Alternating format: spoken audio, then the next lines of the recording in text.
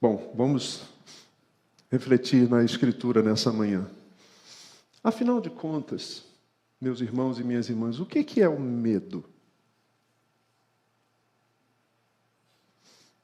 O que é a coragem? Será que são simplesmente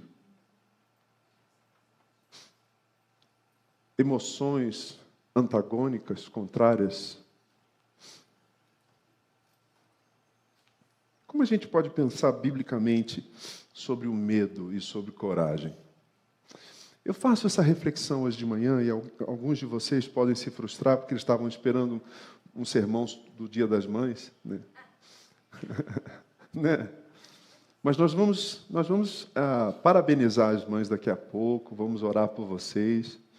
Depois vamos sair para nos confraternizar com as nossas mães, com as suas mães, ou tias, ou avós, ou esposas, com as mulheres da nossa vida, do nosso coração, não é? Mas 3 coisas me motivaram a fazer essa partilha hoje de manhã com vocês na Escritura. Primeiro, uma conversa que eu tive com um amigo recentemente, e ele é uma pessoa admirável, esse amigo. Só que na nossa conversa, ele falou sobre um medo que ele estava enfrentando, que ele tem enfrentado, e que é um sentimento novo no seu coração. Aquilo me tocou, porque ele é uma pessoa brava, não no sentido de irada, mas de bravura, de coragem, de determinação, de altivez diante da existência, sabe? E aí ele abre o coração para mim e fala assim, olha, eu tenho enfrentado uma coisa muito difícil para mim e nova, que é o medo. Você se julga uma pessoa medrosa? Tinha um guitarrista aqui da nossa igreja, aliás, ele continua nosso amigo, nosso irmão, só que está morando nos Estados Unidos. Não vou falar o nome dele, mas o pessoal já o reconhece. Anel de caveira, cabelão, rock and roll, heavy metal, assim, um irmão em Cristo, apesar da aparência, né? Quando esse cara vê uma barata, ele sobe na pia.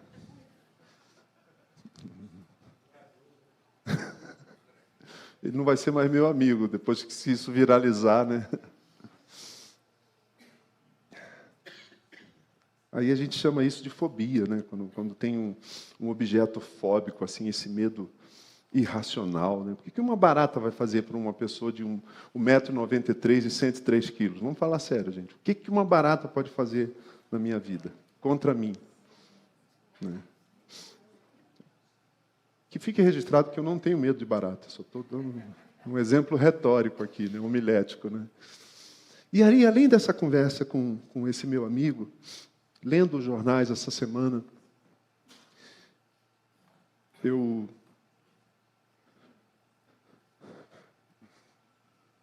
vi algumas matérias muito interessantes e, ao mesmo tempo, assim, desafiadoras sobre a presença de colegas psicólogos aí, as psicólogas e terapeutas aqui da nossa comunidade, vamos chamar de colegas, não é? Que estão atuando voluntariamente para amenizar, para acolher, para fazer um acolhimento, como os terapeutas gostam de fazer, né? E uma escuta reestruturadora das pessoas que estão lá traumatizadas com o que está acontecendo no Rio Grande do Sul. É terrível, não é, irmãos?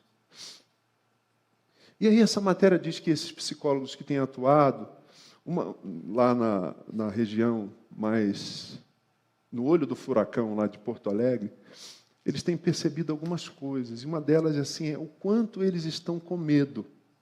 Eles não estão apenas entristecidos, eles estão com medo. Essa psicóloga explica que um dos desafios no atendimento às vítimas desse evento climático extremo é fazer com que elas superem os medos. Os terapeutas estão lá não apenas para consolá-los, mas para ajudá-los a superar o medo. Eles estão com medo, diz essa terapeuta, de dormir e acordar debaixo d'água. Um trauma, um estresse pós-traumático, né? Que faz com que eles fantasiem que eles vão, ou não, né? Porque a água não para de subir em alguns municípios. em algumas regiões de Porto Alegre, de acordar debaixo d'água. E ela diz, eu já recebi ligações durante a noite para correr para o abrigo e atender pessoas que não conseguiam dormir, como o caso de uma senhora que ficava andando pelo ginásio com medo. Isso me fez refletir bastante. Mas, além disso, a minha amiga Clênia Fassoni, ela é diretora da revista Ultimato, filha do reverendo Elben César. Ela escreveu um texto, e eu sou colaborador, de vez em quando eu mando um pequeno texto lá para o portal ou para a revista. E eu até escrevi para ela, dizendo, Clênia, obrigado pelo que você escreveu na última edição da Ultimato. Vejam, ela disse, é possível que o primeiro significado para coragem que vem à nossa mente, o primeiro significado para coragem seja a ausência de medo. Mas não é bem assim. E faz sentido a argumentação dela. Só quem antes sentiu medo pode experimentar a coragem. A coragem é para quem tem medo. A coragem não é para os super-heróis das histórias de quadrinho e da Marvel. A coragem é para gente como você e como eu. Gente que tem medo. Como diz a canção do Lenine, medo do medo que dá, né? Para gente que tem medo, todos os dias. Gente que tem medo de andar pela cidade. Gente sobressaltada quando sai do carro. Meu filho está começando a dirigir. E ontem à noite ele foi se reunir com os jovens, ele foi com o carro. Eu falei, filho, quando você sair do carro, dá uma geral. Quando você voltar para o carro, dá uma geral. Eu preparando uma palavra sobre medo e com medo do meu filho sair pelas ruas de São Bernardo dirigindo. Mas a coragem não é para gente que não sente medo. Esse é o ponto dessa palavra hoje de manhã. Eu quero que você leve isso. Coragem é para quem tem medo. A gente estava conversando aqui com a equipe que trabalha com Libras, e eles estavam me ensinando o gesto para coragem, né, Carlos? Me corrija aqui, ó. Você coloca assim o dedo polegar no peito, no coração, e faz esse gesto aqui. Isso é muito interessante, porque a palavra coragem tem uma origem latina, vem do latim cor cordis, coração. Cor cordis em latim é coração, de onde vem cordial, cordialidade, cardiopatia. A coragem vem de dentro do coração, sabe de quem? De quem tem medo. Os que nada temem, os que não se dão conta das ameaças que os cercam, não precisam de coragem. A coragem nasce, brota, surge, aparece. A partir do medo nos faz vencê-lo, faz vencer o nosso medo. Mas além da conversa com esse amigo, além das matérias que eu tenho lido nos jornais, além desse texto da Clênia, que eu vou citar novamente daqui a pouco, eu me lembrei de um teólogo inglês, católico, o Patrick van der Most. Ele diz uma coisa que eu sempre ouvi, mas eu nunca chequei. Mas aí eu fui checar, fui ponderar, fui refletir. Deus sabe com que rapidez ficamos desanimados em nossa vida, e não apenas diante da adversidade. Deus sabe que a gente é medroso. Deus sabe que a gente vive num mundo perigoso. Deus sabe que a nossa vida é contingenciada por toda sorte de infortúnio.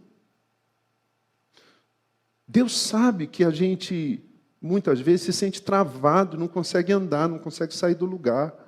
E eu não estou falando de alguém que tem um transtorno psiquiátrico importante, que faz com que a pessoa tenha medo de sair de casa. Não estou falando de ansiedade. Não estou falando disso. Isso é importante, isso é sério. Mas eu estou falando de gente que nem se julga doente, emocionalmente, psiquiatricamente, mas tem medo. Ao todo, alguma forma de não tenha medo, alguma variação, alguma variante, de não tenha medo é repetido 365 vezes nas Escrituras. Todos os dias somos lembrados por Deus que coragem é para quem tem medo. E a coragem, faça esse gesto aí, ó. A coragem, Carlos gostou aí, estamos ensinando a igreja. A coragem pode substituir o medo, agora medo eu não sei fazer. Sim, né? Peteleco para fora, assim, sai fora, medo, né? A coragem pode substituir o medo. Então, eu não vou refletir sobre 365 passagens com vocês hoje de manhã, mas eu queria pelo menos pensar com vocês sobre 4 medos, a partir de 4 textos bíblicos, que 4 personagens das Escrituras viveram. O primeiro deles é Josué. Josué capítulo 1, verso 9, nós vemos assim: esta é minha ordem, diz o Senhor, esta é minha ordem, seja forte e corajoso. Não tenha medo nem desanime, pois o Senhor, o seu Deus, estará com você aonde você andar. O primeiro medo, portanto, é o medo do futuro. Vocês conhecem a história de Josué. Josué é um dos heróis israelitas, um dos heróis da nossa herança de fé. Ele enfrenta um medo do futuro porque, de repente, ele... Lá no início do capítulo 1 de Josué, nós temos um verso assim: depois da morte de Moisés. Moisés morre e Josué se vê catapultado, se vê empurrado para uma posição, para uma responsabilidade que ele não estava pronto. Isso dá medo. Ele se viu atemorizado, porque foi um processo de sucessão assim, meio rápido, meio forçado. Ele não estava pronto, ele não era ainda o cara. Né?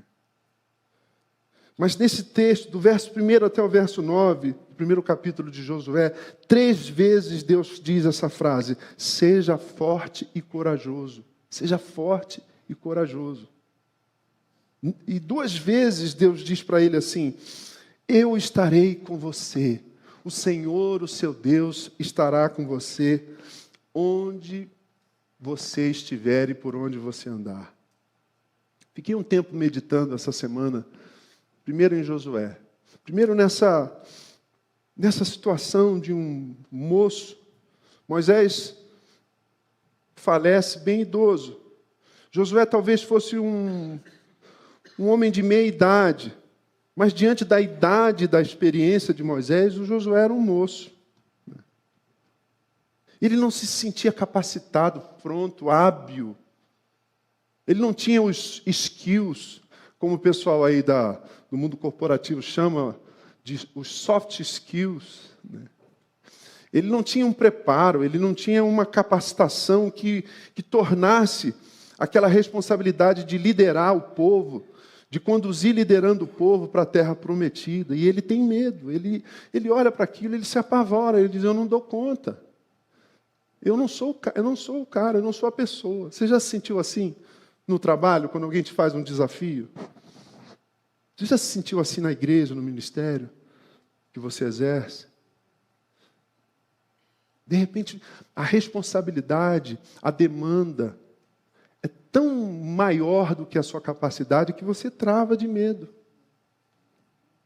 O tempo todo nessa reflexão, eu queria que você aportasse no chão da sua vida, tá? Não é uma abstração teológica aqui.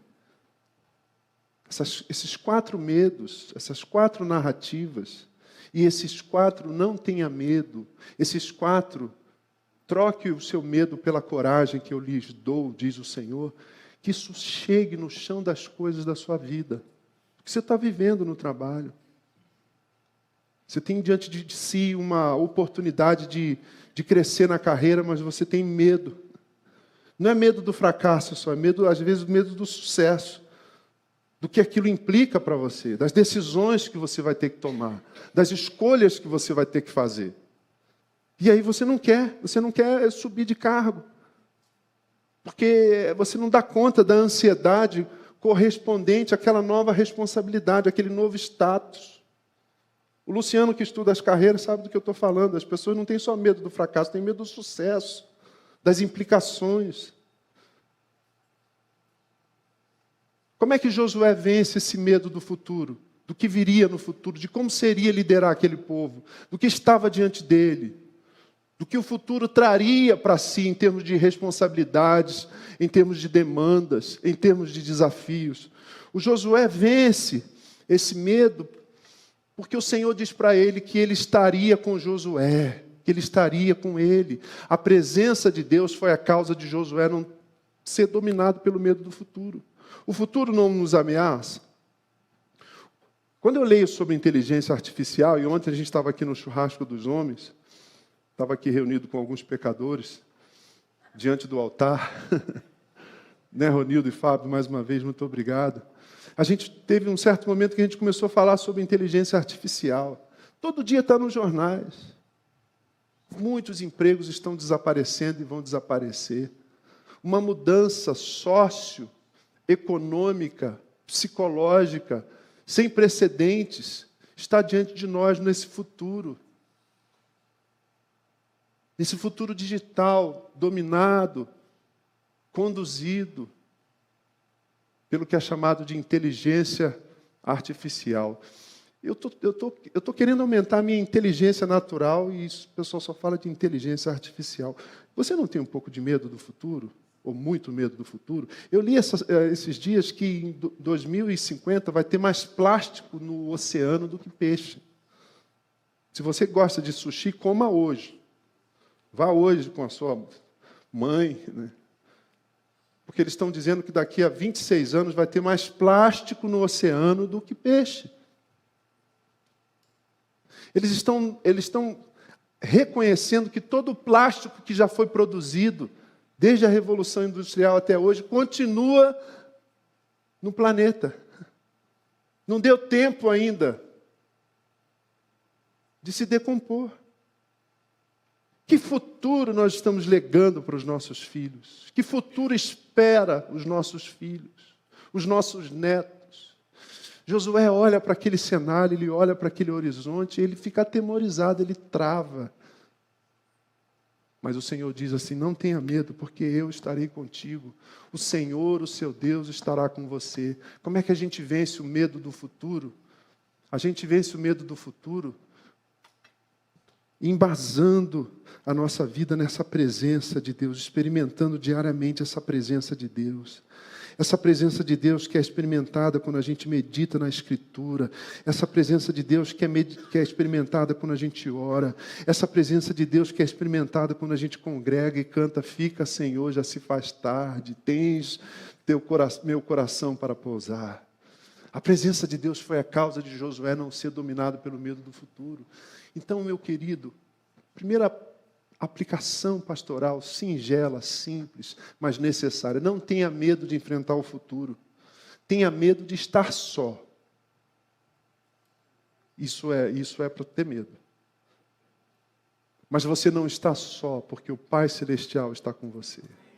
Nós abrimos essa celebração lendo o Evangelho de João, capítulo 17, quando Jesus ora pelos discípulos e diz: eu não rogo que os tire do mundo, mas que os livres do maligno.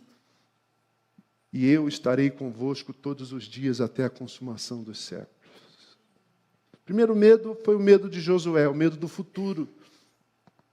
E o antídoto, o remédio, o modo como o medo de Josué foi transformado em coragem foi a percepção de que Deus estaria com ele, que Deus está com você. Deus está conosco, irmãos. O segundo medo, o medo da morte. Eu gosto muito de Daniel. Daniel é um herói para mim, assim, um moço inteligente, um moço piedoso, um moço de oração, um moço que, como eu, gosta de línguas, gosta de ler. Apesar de Daniel ter enfrentado a morte 2 vezes, ele não era para ter medo, ele enfrentou a morte, a ameaça, o risco de morte na fornalha ardente, e e ele vai para a fornalha e Jesus está com ele. Ele enfrenta a morte quando ele rejeita a ordem. Ele faz uma espécie de desobediência civil e ele rejeita a ordem de adorar um outro Deus, uma estátua que o rei levanta. E o Senhor é com ele, e ele vence a morte 2 vezes, mas ele tem uma experiência de medo que eu descrevo como medo da morte, porque o principal medo é o medo da morte. O grande medo que a gente tem é o medo da morte, né? A grande certeza que nós temos é a certeza da morte. De vez em quando eu paro para pensar nisso. Daqui a 100 anos, todo mundo que está vivo hoje vai estar morto. Mortinho da Silva, como diz.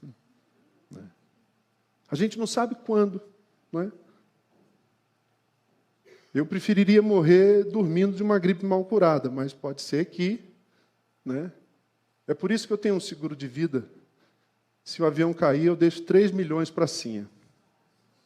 E pago baratinho, porque eu tenho muito tempo. Outro dia eu falei para ela, amor, eu estou valendo mais morto do que vivo.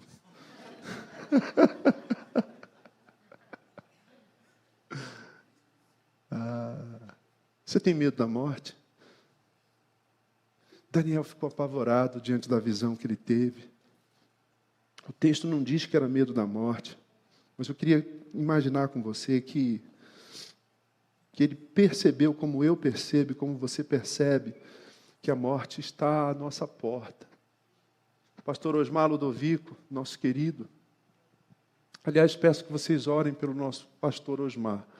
Faço um parênteses aqui. Recentemente ele recebeu o diagnóstico de Parkinson.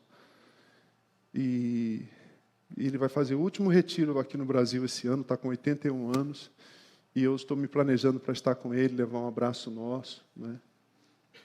Oremos pelo nosso querido pastor. O Osmar sempre dizia uma coisa para mim, aliás, muitas coisas, muitas falas do Osmar, eu citei outro dia aqui, ressoam sempre no meu coração. E ele dizia o seguinte, nós precisamos meditar sobre a nossa morte. E nós precisamos viver cada dia como se fosse o último. Porque qualquer dia isso vai ser verdade. Medo da morte. Aí Daniel vai orar. E ele está orando. Ele se ajoelha. E ele se põe diante do Senhor. E aí o anjo do Senhor aparece para ele e diz assim, Daniel, você é muito amado. Não tenha medo, Daniel. Desde o primeiro dia que você decidiu buscar entendimento e humilhar-se diante do seu Deus, suas palavras foram ouvidas. E eu vim, Daniel. Eu vim em resposta a elas. E aí, se você continua lendo o texto de Daniel, capítulo 10, você percebe o quanto essa fala de Deus, essa mensagem angelical de que ele era amado e de que as orações dele eram ouvidas, isso muda o coração do Daniel. Como é que a gente enfrenta o medo da morte? Como é que eu enfrento o medo da morte? Lembrando diariamente, constantemente, que eu sou amado por Deus. Eu sou um filho amado do Senhor. Deus me ama. E eu só vou partir para a eternidade quando Ele me chamar. Eu sou amado por Deus. E esse medo da morte é vencido com esse reconhecimento de que a oração não é perda de tempo, não, irmãos. A oração é coisa séria. Orar ao Deus que nos ama, ao Deus que ouve as nossas orações, muda tudo. Orar muda tudo, orar muda o mundo, orar muda aquele que ora, orar, quando eu oro, quando você ora, nós interagimos com a providência divina. A oração produz essa coragem, né? Eu gosto de pensar que um corajoso é um medroso que acabou de orar. Então como é que eu enfrento o medo da morte? E eu estou falando sério, isso aí é uma descrição da minha própria experiência, lembrando de que eu sou amado por Deus e que minha vida está nas mãos poderosas e soberanas daquele que criou o universo, daquele que disse assim, haja luz e houve luz. Amém? Isso é maravilhoso. A sua vida, a minha vida, a nossa vida repousa nas mãos daquele que criou o universo. Não tema, Você é amado por Deus e Ele ouve as suas orações, Ele é soberano. O terceiro medo é o medo do desconhecido. Uma história bíblica também que me toca, que me inspira, que me comove. Ao anoitecer, seus discípulos desceram para o mar. Entraram num barco e começaram a travessia. Veja essas palavras que eu negritei. Começaram a travessia para Cafarnaum. Já estava escuro e Jesus não tinha ido até onde eles estavam. Soprava um vento forte e as águas estavam agitadas.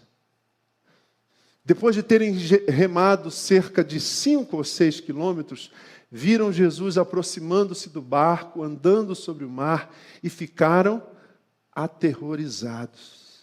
Gente, o medo é próprio do ser humano. Até quem anda com Jesus tem medo. Até quem tem experiências com Jesus, como eles tiveram, como os 12 tiveram, tem medo, podem ficar... Veja a expressão, o termo, aterrorizados. Mas ele lhes disse, sou eu, não tenha medo, não tenham medo. Sabem, a gente vive num ambiente que favorece o medo do desconhecido. A gente vive num ambiente em que nós somos o tempo todo desafiados a fazer travessias. Essa é uma palavra importante, travessia. A palavra que dá nome é uma das canções mais bonitas do Milton Nascimento. A palavra com que Guimarães Rosa termina Grande Sertão Veredas. Né? Travessia. Talvez você esteja vivendo uma fase, um momento de travessia. Você está aqui, precisa ir para Cafarnaum, precisa ter experiências novas, precisa de horizontes novos, precisa de cenários novos para a sua existência, mas você tem diante de si um mar. E pode ser que já esteja escuro como estava para eles. E pode ser que sopre um vento forte. E pode ser que as águas estejam agitadas. Travessia. Qual a travessia que talvez você esteja sendo desafiado a viver agora? Recentemente caiu uma ficha para mim e me tornou mais, me tornou mais compreensivo com os adolescentes que estão aqui. Hoje estão em pequeno número. Né? Por quê? Porque o adolescente, eu já disse isso e quero repetir aqui, o adolescente está numa fase de transição, está numa travessia da infância para a juventude, para a vida adulta. Só que vocês, adolescentes, Ulisses e a turma aqui, vocês ainda são muito criança para ser tratados como adultos.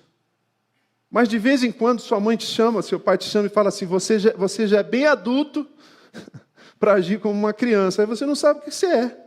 Você é muito criança para ser tratado como adulto, mas já é bem adulto para ser tratado como criança. Seu pai te pega o chinelo e te ameaça te dar uma? Não, já não rola isso. Né?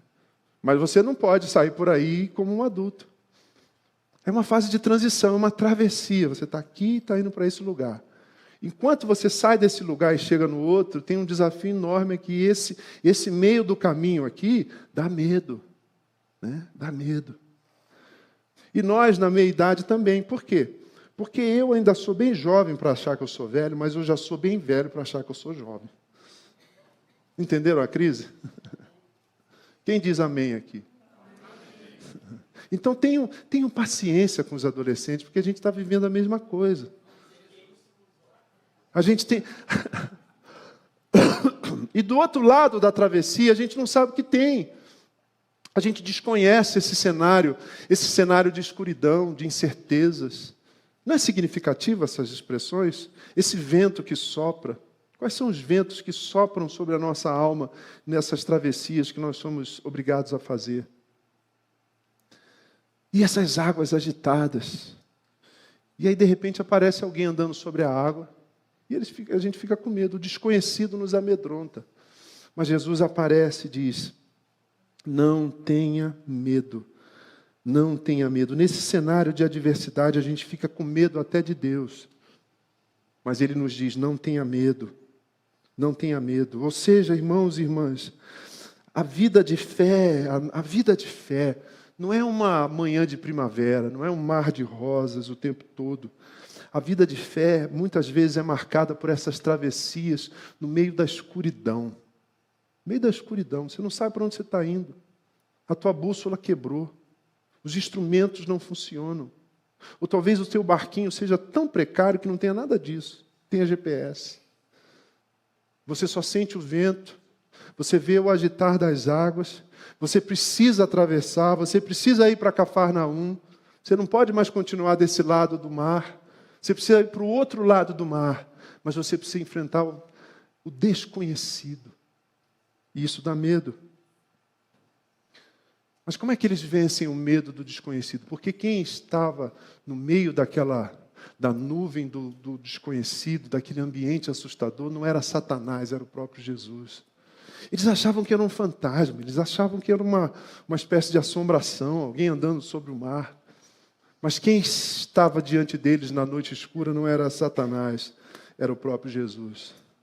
Então vença o medo do desconhecido com a certeza de que, por mais que as coisas estejam confusas, a sua vida está confusa. A sua vida está confusa. Por mais que as coisas estejam confusas, por mais que o teu GPS, o teu Waze fique assim, calculando a rota, não dá uma agonia quando a gente se perde? E aí, de repente, o Waze trava e fica recalculando a rota, né? Se eu estiver numa cidade que eu não conheço, fico morrendo de medo de cair numa comunidade e não ser assim, bem-vindo nessa comunidade. Como aconteceu comigo uma vez na Avenida Brasil, lá no meu Rio de Janeiro, também conhecido como a cidade da bala perdida. E aí o GPS pifou e aí quando recalculou, me colocou e eu vi entrando numa comunidade.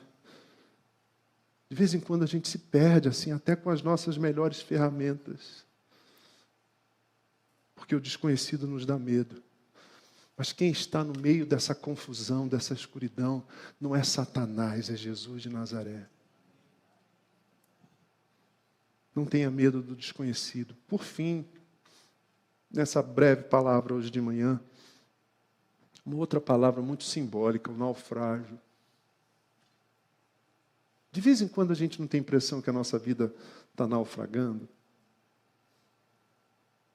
Vocês viram aquele barco que chegou lá da África com 9 cadáveres, eram 9, de refugiados? Provavelmente morreram de fome, de sede.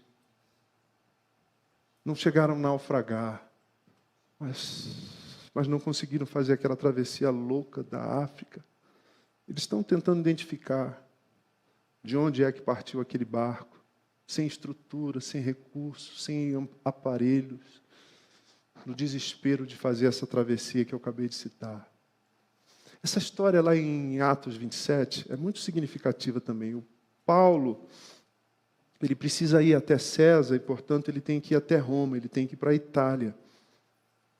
E ele pega um barco, um navio, e ele vai. Quando ele está costeando Creta, as ilhas gregas, perto de uma ilha chamada Clauda, eles enfrentam uma tempestade muito forte. E aí todo mundo começa a ficar desesperado. O Paulo fica desesperado, porque todo mundo tem medo, até o apóstolo Paulo. E aí ele tem uma experiência que eu quero muito ter mais e mais com Deus, quando Deus manda um mensageiro dele, que pode ser um anjo, ou pode ser um anjo gente, que em nome de Jesus acalme o meu coração com uma palavra da parte de Deus. Pois ontem à noite apareceu-me um anjo do Deus a quem pertenço. Eu amo essa expressão. O Deus a quem pertenço e a quem adoro. Você conhece o Deus a quem você pertence e a quem você adora? Paulo não diz simplesmente assim, um anjo me apareceu. Ele disse, um anjo, um mensageiro do Deus a quem pertenço e a quem eu adoro. Gente, isso é profundamente consolador para mim, diante dos medos de naufrágio que eu enfrento. Ou só eu enfrento medos da vida naufragar?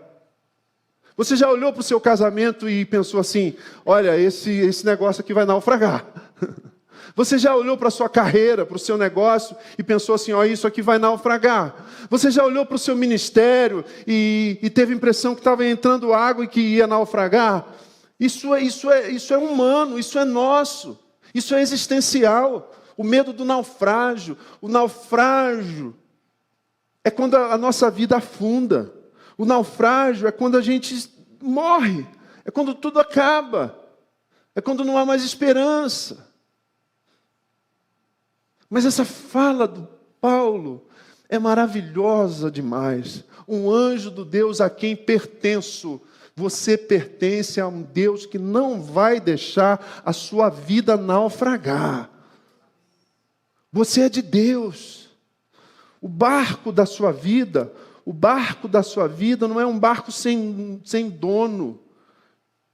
Ele está inscrito, ele está registrado no Ministério da Marinha, na guarda costeira do céu.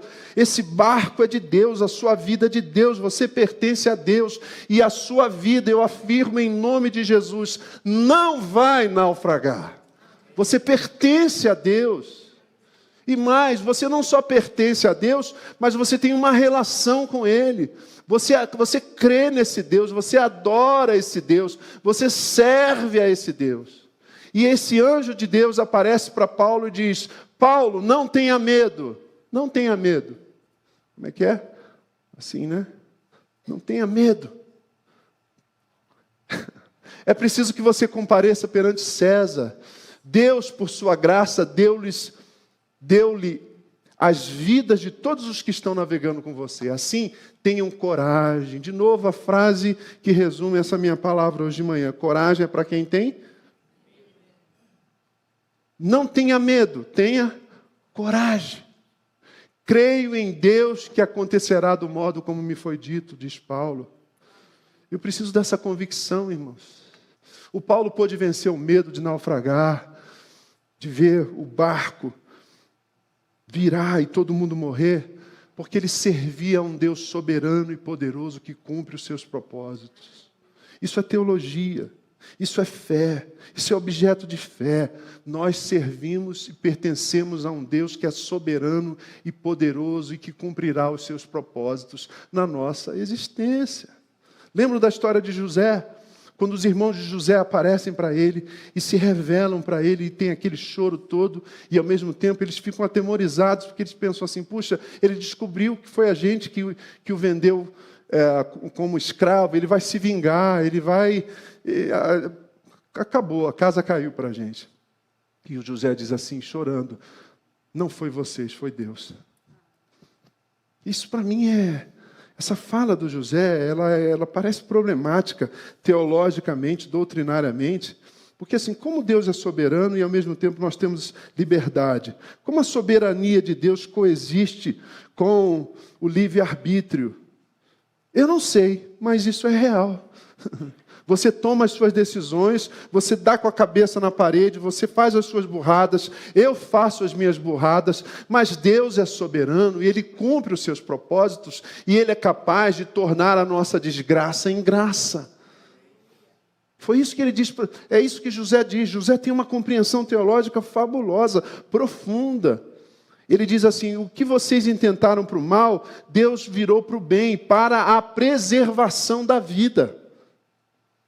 Isso me impacta, porque eu vejo que os momentos mais difíceis que eu passei na minha história, eu não queria, eu não desejava. Você deseja o sofrimento, você é masoquista, existencialmente falando, você quer sofrer, você quer o desemprego, você quer a falência, você quer a enfermidade, você quer a crise conjugal? Não, 1000 vezes não.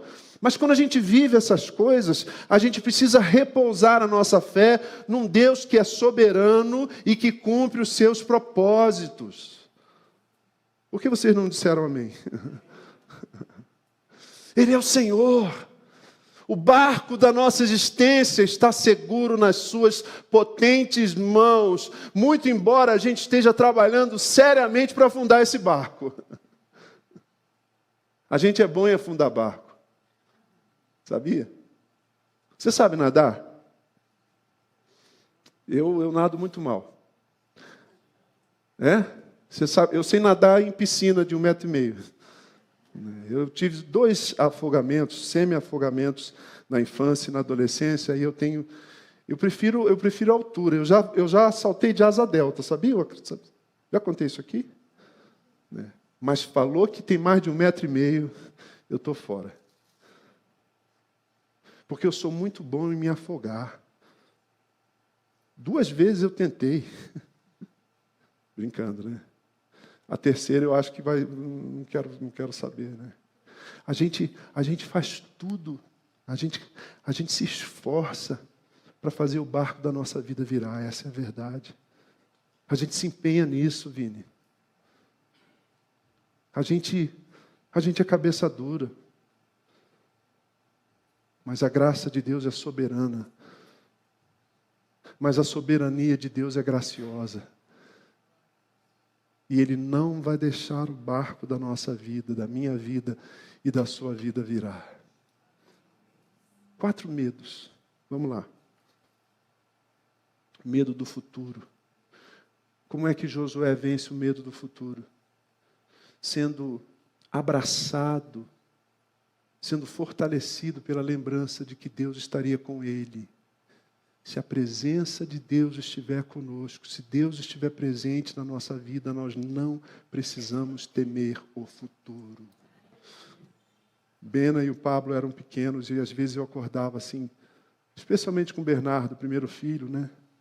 A gente ainda é mais inexperiente do que nós costumamos ser. E às vezes eu acordava, e os pais aqui, as mães aqui vão lembrar disso também. Acordava, irmã Lucimária, 3 da manhã assim, sabe o que vinha à mente? Meu Deus, se eu morrer, quem vai cuidar desse menino? Você já foi acordado por um medo do futuro? Mas esse medo não precisa te imobilizar se Deus estiver com você. O segundo medo, o medo da morte. Daniel já havia enfrentado a morte, mas humano como eu e como você, ele temeu. Mas qual é a voz que ele ouve do Senhor? Daniel, homem muito amado, desde que você começou a orar, o Senhor ouvia a sua oração. Lembre que você é amado e lembre que a oração não é perda de tempo. Oração é uma interação com a providência divina. Terceiro medo, o medo do desconhecido. A gente tem que fazer travessias. A gente está aqui num lugar, numa zona de conforto, mas Deus quer nos levar para outro lugar, para Cafarnaum. A gente tem que cruzar esse mar, esse lago de Genezaré, mas está ventando, está escuro, as ondas estão agitadas. E aí a gente tem a impressão que tem um fantasma, tem uma assombração, o desconhecido nos apavora.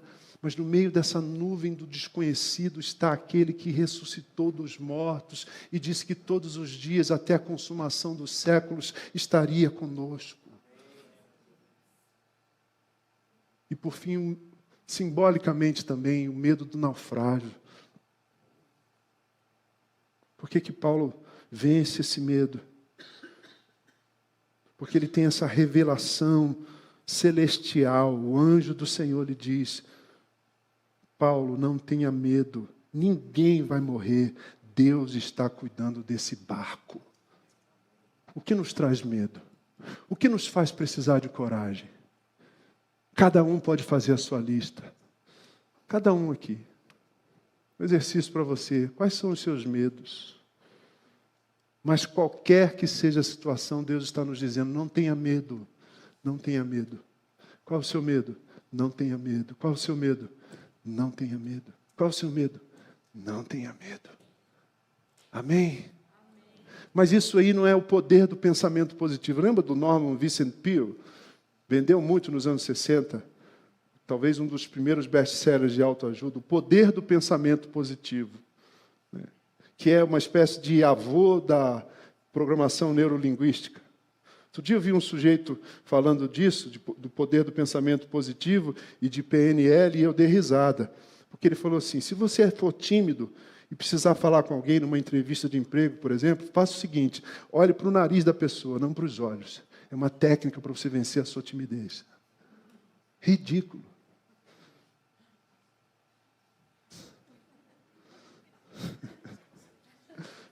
Tem gente anotando aí que eu estou vendo, hein?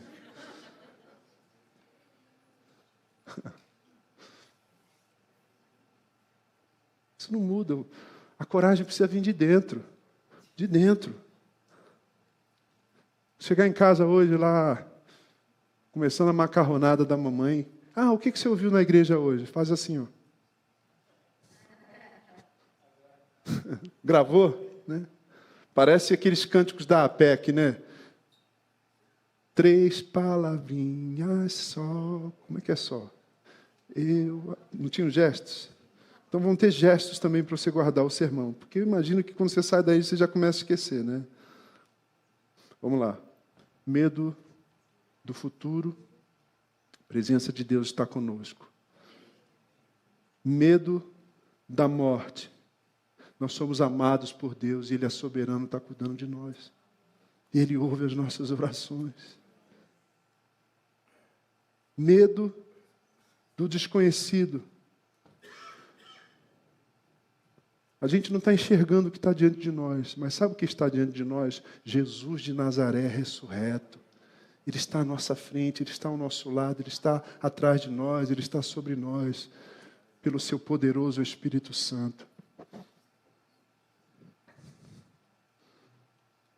E o medo do naufrágio. O barco da minha vida não vai virar, porque o capitão desse barco é Jesus de Nazaré.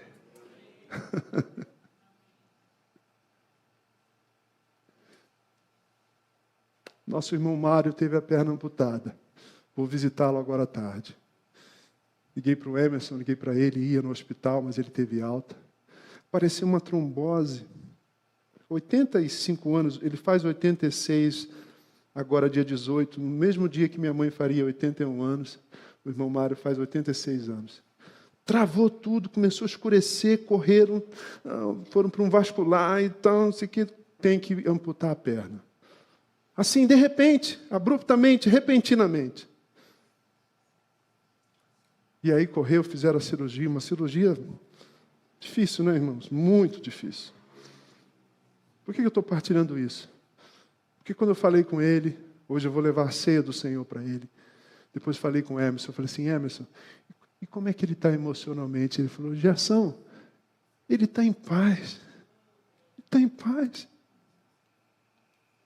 Ele está mais animado, porque ele estava sentindo muita dor, estava com medo daquelas toxinas subirem, atingirem os rins, aí dá falência múltipla de órgãos e ele parte, né?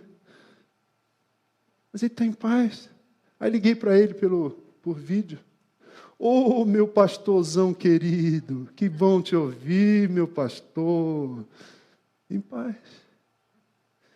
Só tem isso, irmãos. Quem sabe que Jesus está cuidando do barco da nossa vida. Você acha que alguém perde a perna sem a permissão de Deus? Sem o olhar amoroso do Senhor? Que isso console o teu coração hoje de manhã. Seja crente, sejamos crentes e não descrentes.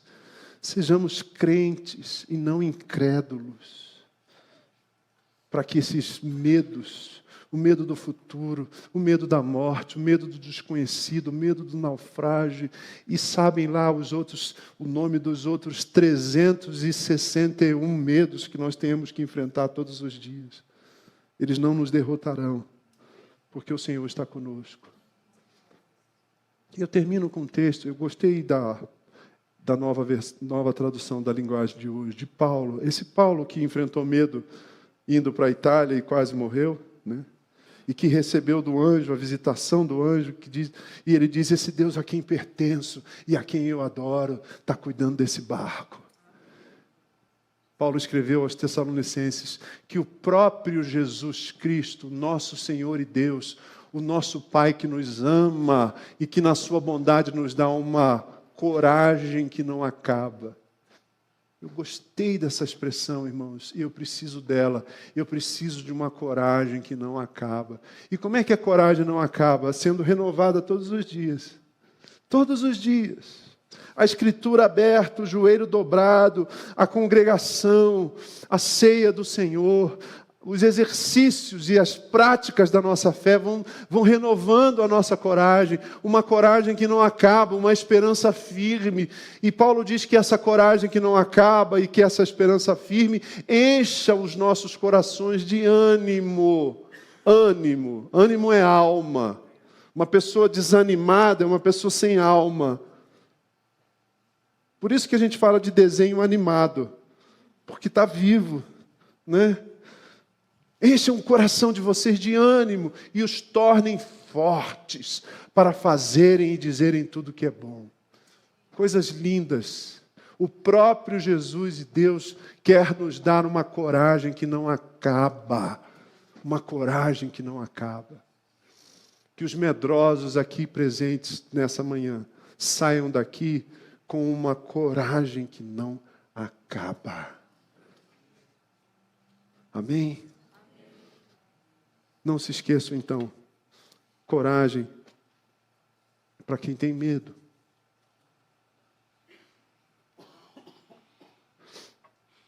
Vamos orar mais uma vez. Pedir o Beno que me ajude aqui.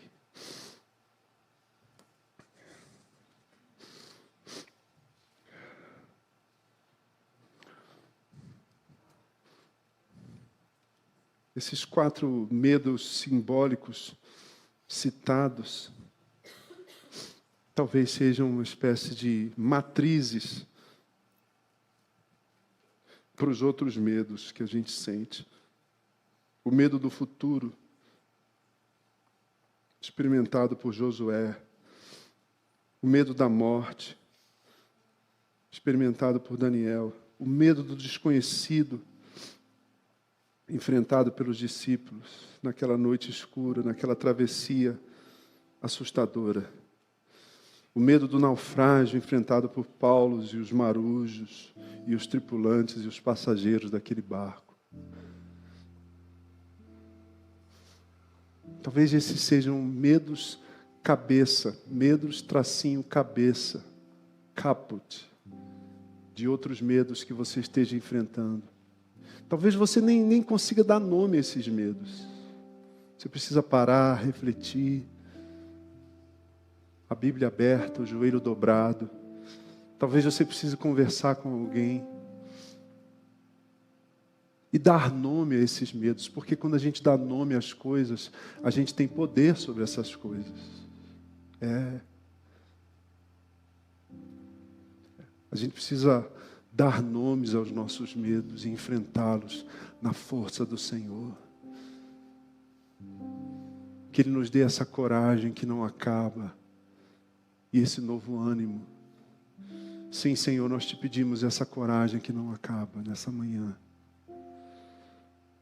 Eu preciso, Senhor, eu preciso de uma coragem renovada.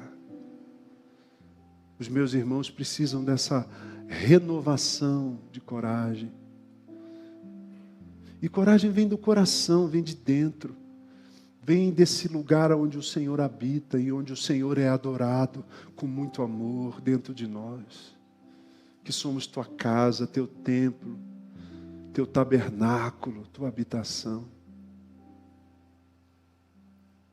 Senhor, fala o que eu não pude falar nessa manhã, Senhor. Espírito Santo, faça o que eu não pude fazer nessa manhã. Faz aquilo que lhe apraz, Senhor, na mente, no coração e na vida dos meus irmãos. Que eles reconheçam, Senhor, que todos nós enfrentamos medos diários, mas eles podem ser substituídos por uma coragem renovada, que vem do próprio Deus. Em nome de Jesus nós oramos, Senhor.